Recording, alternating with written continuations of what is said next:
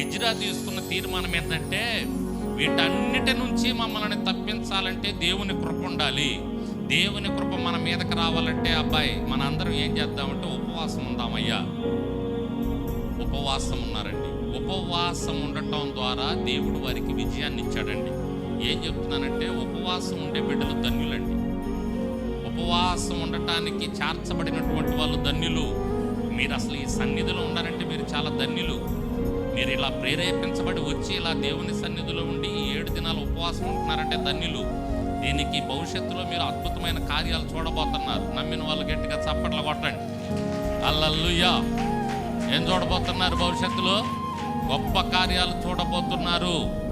ఈ ఉపవాస కూడికలో ఉన్నటువంటి మీరు ధన్యులు. ప్రేరేపించబడి ఇదిగో నేను దేవుని సన్నిధిలో ఉండాలి, ఉపవాసం ఉండాలని చెప్పి దేవుని సన్నిధిలో వస్తూ ఉన్నారు. చాలామంది కఠినంగా ఉపవాసం ఉంటున్నారు. దేవుడు మిమ్మల్ని దీవించును గాక.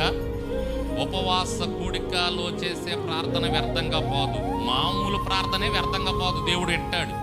అటువంటిది ఇంకా ఉపవాసం ఉండి నువ్వు కన్నీరు గార్చి ఏడ్చి ప్రార్థన చేసావనుకో, ఆయన కోసం కొన్ని త్యాగాలు చేసావనుకో, ఆయన ఊరుకుంటాడా?